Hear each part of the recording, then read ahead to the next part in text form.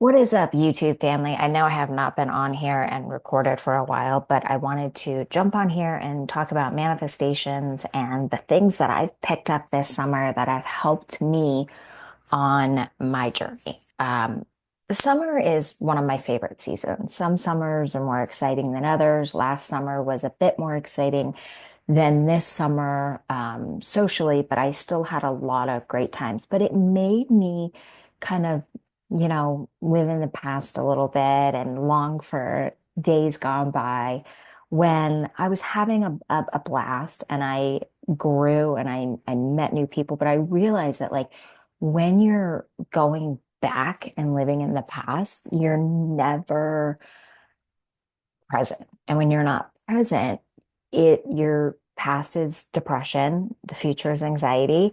So it's important to stay present and to really move forward because your best days are ahead of you. I talked about this on a recent episode of my podcast, Next to Madison. If you have not listened to that, please go check it out. We are over 300 episodes deep. Talk to everyone from self-help experts to financial coaches to athletes to comedians, just people that are inspirational that can help you to become happier, healthier, or wealthier. So make sure to check that out. But one of the key things that I've realized through manifestation and through being one of the coaches for Bob Proctor was that most people can't manifest because they keep looking for proof in the 3D. The key to manifesting is like being freaking delusional to where you absolutely believe that this thing that you want is happening, that it's already happened in your life in order for it to show up. Because we've heard every guru say the subconscious mind does not, which controls 95% of your life, does not know the difference between what's true and what's not. What it knows and what it believes is what you tell it. So it's the whole act as if you've already made the millions, live in the mansion. Now, people say, well, how am I supposed to act if I live in a mansion, if I live in not a mansion, if I live in a small apartment, if I hate where I live? Well, you're going to embody. Trust me, I've been there. I've been in places where I hate where I live, and I'm like, I have got to get out of here. But it is so important to step into that feeling and visualize, like, what am I going to feel like when I am living in that dream house? And that's why, like, vision boards are so key because it helps you visualize. I like to do them on PowerPoint so I can put them up on my computer and I can really stare at them every day, especially before a big meeting. And it kind of just helps get you in the zone, but really be clear on what you want. You have to be so specific. How does the lawn look? How does the grass smell? What are the flowers? What does the door look like? Visualize yourself, especially before you're going to bed. When you're laying down, like, what does your bed feel like? Visualize yourself getting ready for bed in your new bathroom or getting ready for the day. And then when you step outside and you walk on the street, nobody has any idea whether you have manifested that millions of dollars and live in a palace or you don't. So it is your job to embody that energy and that feeling of already having it. And the longer you can do that, and the more delusional you become and you believe it, the faster it's going to show up. This is so hard for people because we look and we say, well, it hasn't worked. Well, it hasn't. You've got to have faith. You have to believe in something that you can't see, but you know without a doubt in your mind that it's going to show up and make its way in your life. And it is not easy. I have failed multiple times at this. And so when I kept failing at this and I was like, this isn't working, I would start with something small.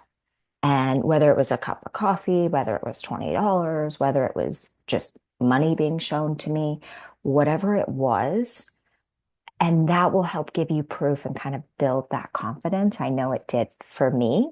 And one little trick that I picked up is nobody really carries cash anymore. We're always swiping our cards. And what I realized was that when I had physical cash in my wallet, I was actually attracting more abundance.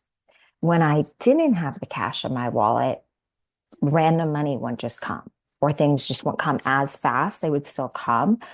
But now I always go to the bank on a Monday or a Sunday and I get my money that I would have for like lunch that week. Not a lot, $100, you can take 20, whatever it is. I just think that the physical act of holding cash, like you have money, you're abundant, you have proof of abundance, you feel abundant, you see it, is a good thing to have because I know when I always have money in my wallet, random money will come to me. Even if it's a guy at a bar throwing hundreds down my dress. Yes, that happened to me this summer. I will take it. I didn't know how the manifestation of the abundance was going to show up that weekend, but I believed it was. I didn't realize it was going to come in that fashion or form, but I am not going to run for abundance. However, the universe chooses to deliver this, I will absolutely take it. So that is a key thing to do. And when you physically have that money in your wallet, you're just going to feel abundant because you are. And I also find that I spend less when I actually have cash on me. And that's a key thing too, because you're kind of like, oh, this is what I have. You're more aware of it. And, I remember I went out one week and I grabbed $500 and it took me so long to spend this money because I was more aware of like, no, I want to hold on to this money and I want to make sure it stays like with me. And so I didn't make stupid purchases when I was just using my card. You would actually have this abundant feeling. So that's another trick you can use. And also, I want to encourage everybody, like when you go online and you're making social content, I struggle with this as well. You're like, well, I don't have enough followers, or I don't have this, or I don't have, I don't want to look like a fool. Block the people that you're embarrassed of looking like a fool in front of because they absolutely do not matter. And just start creating content, right? You can turn on your camera just like every Tom, Dick, and Harry out there, or Sally, Jane, and Joe. Okay.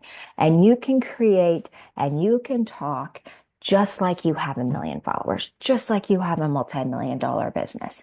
Nobody knows. And the more you step into that confidence, that energy, and embody that, the quicker that stuff will show up. We have seen so many TikTokers that are buying houses, that are retiring their parents.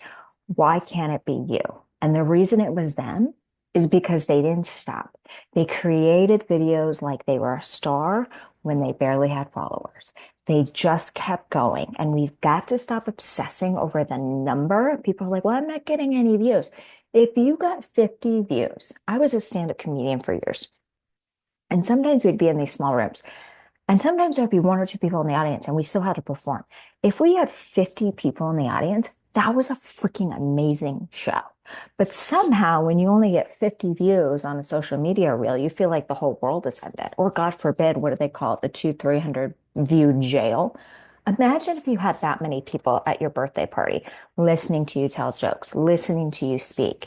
You would be thrilled. So I want you to stop doing things for the views and the numbers and start doing things for the value. If it is adding value, if it is adding entertainment, you need to do it. The more you do that, the more you embody that energy of being a star, the quicker you will become a star. We are all stars in our own way, and we need to stand out because I always say to my friends, why on earth would you ever want to fit in when you were simply born to stand out?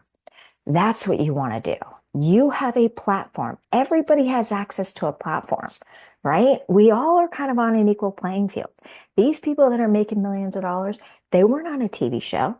They weren't doing certain things. They built that on their own. And so when you're sitting there saying it's not working for me, it's because you're looking at the 3D, you're focused on the numbers, and you're not focused on the value. So you start focusing on the value. That's what life's about. The most important, abundant, rich, wealthy people in the world, they created a product that added value.